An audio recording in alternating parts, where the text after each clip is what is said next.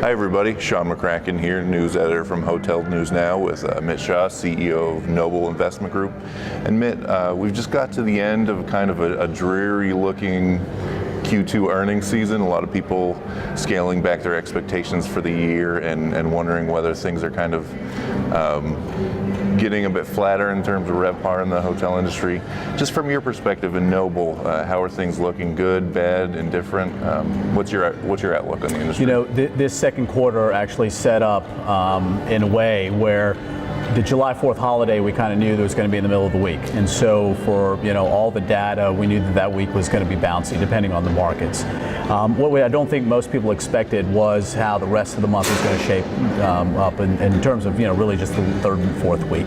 August kind of looks to be much the same. And now we know that, we've got some holidays moving into the month of September, and so you've got really three things in the month of September that are going to create a little bit of a different environment between Labor Day and the two holidays. And so third quarter is going to look a lot like second quarter, and I think for most people they were looking for what's the sign, and everybody, it's all the analogies and all the questions that people have about this feels like it's been way too good for way too long. Somebody please give me a sign that, hey, it's going to, be good for a little bit longer, or let me not be the last one to turn off the lights when demand looks like it's going to go turn negative.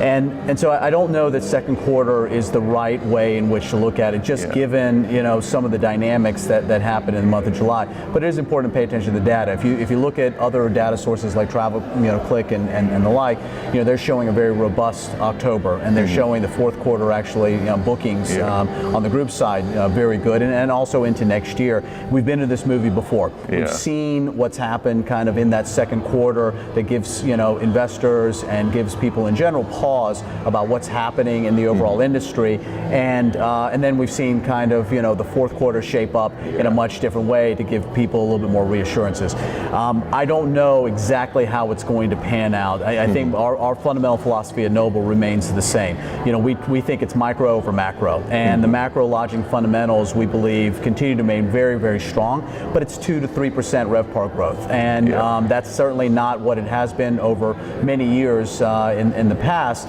but it's still good relative to other industry classes. And absent macroeconomic shocks or geopolitical shocks, which we all know have happened over many cycles, and so over the 24 years that Noble's been in business, we generally believe that the upscale lodging segment in which we participate in has remained the most stable. Actually, there's a very interesting data point. Now, we're at a data conference.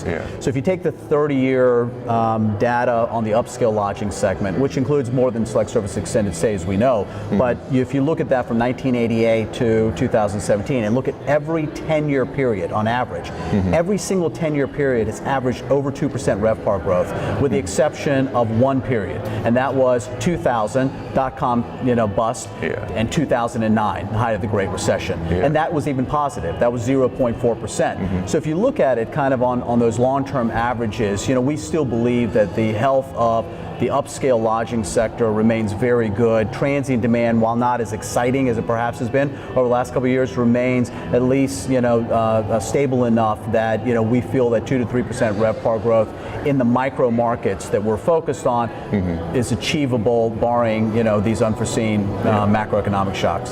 So where are the opportunities going forward for Noble? What are the white spaces for you, and what do you think is really poised to take off? Well, at every period of time, it's a little bit differently. Sometimes there's opportunities for development, sometimes there are opportunities based on CapEx needs of assets and illiquidity, redevelopment, repositioning.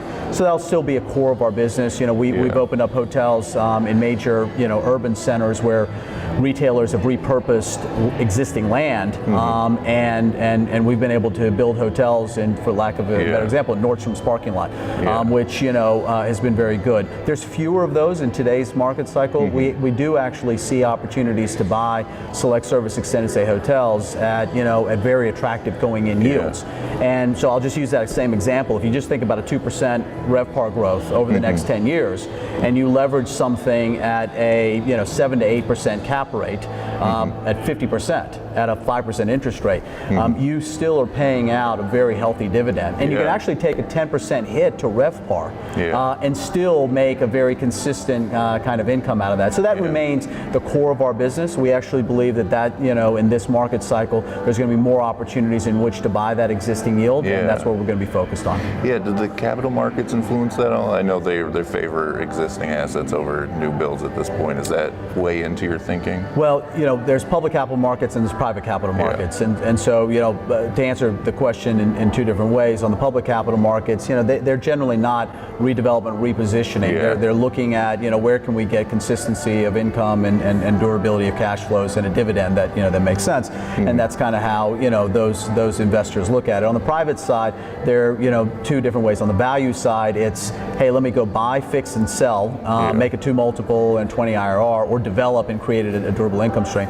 But then on the buy side, on just the income side, we're introducing an income platform this year where for really the first time in the private space, a dedicated private vehicle to go buy income producing assets in the select service extended stay category. And the thesis is, again, very simple. If you can buy at a 7 to 8% cap rate on existing cash flows, then you can really provide at even at 50% leverage a very good income stream to state pension plans and university endowments, which are the crux of our LPs. So it seems like you hold a lot of reasons for optimism. Is there anything on the horizon that worries you? I think I continue to believe that if you're in this business, you have to be optimistic. But the reality is that we know what derails the growth and the momentum, and it's always been an outside event. It's been something that's been created that has created a shock to the environment. And I think what you have to do is you have to recognize that there's still multiple ways that our economy can get shocked. We've just seen here more recently geopolitical concerns and what that's done to the overall marketplace. So those things you have to keep in mind. We've been there before. It'll happen again. Every time has been very different.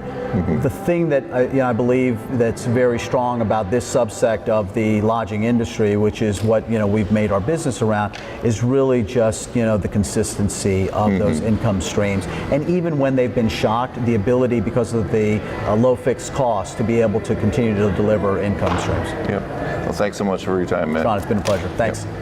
Stay tuned to Hotel News Now for more from the Hotel Data Conference.